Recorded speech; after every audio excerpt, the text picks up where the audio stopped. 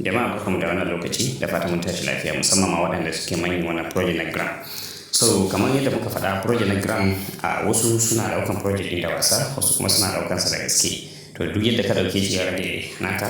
So ni a nan ina da gram da ya kai 40,000, sannan kuma babbar abin da ke da ɗaukar hankali na kan project ɗin ina yawan bibiyan update ɗinsu, sannan kuma sun tabbatar da cewa December za su listing na coin ɗin a kasuwa kuma zai iya kai ma matakin 0.7 na USDT. To kun ga ba karamin kuɗi ba ne. So alhamdulillah a nan ina da gram guda 40,700, sannan kuma jiya sun launch bangaren staking. Kun ga kenan abun nan ɗin da gaske suke abun nan nasu. So bangaren staking ɗin kamar yadda yake bari za mu shiga sai nuna mutane yadda ake staking ɗin ga wanda suke so su yi staking da kuma sauran abubuwan da suka shafi wannan project ɗin da gurgudu. Na farko ga bangaren home, ga bangaren wallet, ga bangaren staking, ga bangaren tax, ga bangaren speed, ga bangaren wannan profile. Wannan bangaren profile ɗin idan kana da matsala za ka iya taɓa shi misali haka. Yawwa a nan za ka iya duba wasu abubuwan da kake so ka seta da kuma white paper na project ɗin, ga chat da kana da problem za ka iya tura musu da sauransu. Sannan kuma nan bangaren speed ɗin bari mu taba shi kuma nan idan kana son ƙarin coin ɗin misali in ka taba gangara shi in ya juya zai baka dama ka ɗan wani kalli wasu ɗan ataka ɗan daidai gwargwado, to za su baka coin ya danganta da abin da za ka iya samu. Kuma kowane rana za ka kalli speed ɗin, za ka buga speed ɗin guda so hudu za ka yi shi. Idan ka yi so hudu shi kenan. Sannan nan kuma bangaren tax, shi ma wannan bangaren tax ɗin za ku gani kullum in ka zo sun saka maka tax ɗin anan zaka zo ka yi amfani da shi wajen taba start. Idan ka taba start ɗin za su baka dama ka kalli wasu ad ɗin ya dawo sake claiming zai je haɗu da available balance. To yanzu mu je kai sai bangaren staking sai mutane su ga yadda tsarin yake. Yawwa ga bangaren staking to gashi nan shi wannan bangaren staking ɗin kamar yadda kuke ganin shi gashi nan sun ce abunan gram USDT stake. To ina gani nan ma za su iya ba da dama watakila nan gaba mutum yana earning na USDT a ciki a bangaren staking ɗin idan mutum ya yi. To yanzu gashi nan akwai staking na farko gashi nan, wannan shine brokers ɗin nan, wannan to gashi nan shi idan mutum ya yi staking za a baka 3% a ciki abin da ka saka. Sai suka ce menene minimum stake shine daga guda 1,000. In kana da kwaya 1,000 za ka yi staking ɗin shi zuwa waya maximum abuna staking kuma shine 20,000 a wannan kenan. Mutum zai yi shi na tsawon ba gani wurin shigan gani yau na kwana 7 ne, kun gani na kwana 7. In ka saka zai sati daya sai ya aje maka reward ɗin da ka saka adadin abin da ka sa. Idan mutum ya sa guda 20,000 a sati za ka baka guda 600, za su kara ma guda 600. Staking ɗinka za su yi ending nan da kwana 7.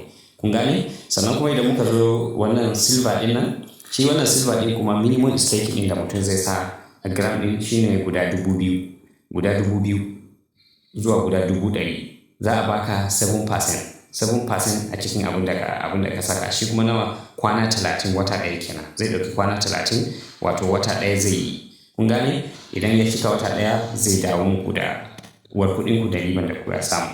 Uwar coin ɗin ku kare. Sannan kuma sai gold, shi wannan gold ɗin shi kuma in kuka gani za ku ga 90 days wato wata 3 kenan. Wata 3 zai yi sannan za a baka 10%. In kuka duba za ku ga minimum staking, minimum abin da za ku saka ku yi staking shine daga 5,000 zuwa 500,000. To kun ga 500,000 ba kowa yake da shi ba sai ni a manya-manyan masu sai da shi abin burutu. Yau idan mutum ya saka adadin kwana 90 wata 3 za a dawo muku da reward ɗinku.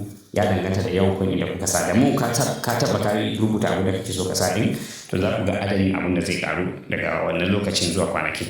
To wannan shine. To ni yanzu zan yi staking, bari gwada staking na kwana 7 tukunna in gani. Zan gwada na staking na kwana 7 shine na farkon nan. Bari mu taɓa stake. To a nan za mu sa stake amount za mu saka a nan sai mu sa 20 tunda dama ina da 40,000 ko sai na sa 20. Yawwa kun ga 20 suka ce mai lot abin da 7 days, sannan kuma total reward 3%, sannan you will earning za ka samu akalla guda 600 a wannan kwana 7 ɗin. Kun ga ba da shi. sai kuma menene total abun da ka saka shine guda 20,000 za su yi unlocking inci after idan date ɗin ya cika. Kun gane? To yau muna 12 ga watan August ko ina gani da misali minti 12 da minti 40 da abin da muke da shi yanzu. To bari da mu gwada staking ne mu gani. Sai mu taba confirm. Kun gani ya yi staking tare. Kun gani ya yi staking. To alhamdulillah ga shi nan na yi staking. Kun gani idan muka shiga nan a nan ma dai kawai za mu ga wurin da za ka taba ka je ka ga staking ɗinka. Bari ina zuwa. Mun yi staking to sai mu zo nan.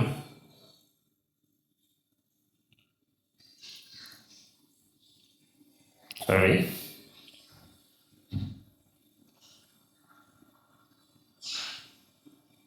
Yau ga wanda muka yi staking kun gani 20,000 wanda muka yi staking. So yanzu idan muna so mu ga wanda muka yi staking kun gani dama ina da available balance guda 40,000 a nan, to yanzu ga 20,000 ya dawo wurin stake.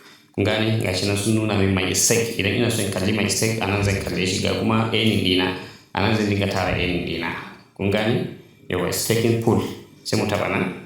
To kun ga abin da na yi staking. Kun ga yanzu gashi nan yana counting.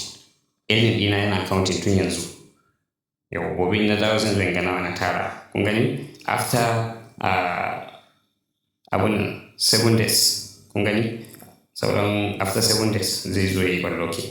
To Allah ya samu dace, Allah ya ba mu sa'a, Allah ya sa wannan project ya zo ya shigo mana a wannan farashin ma dai mu lafiya lau. In ya shigo mana a wannan farashin ma dai mu alhamdulillah. Na kuwa da kuka fata da kai.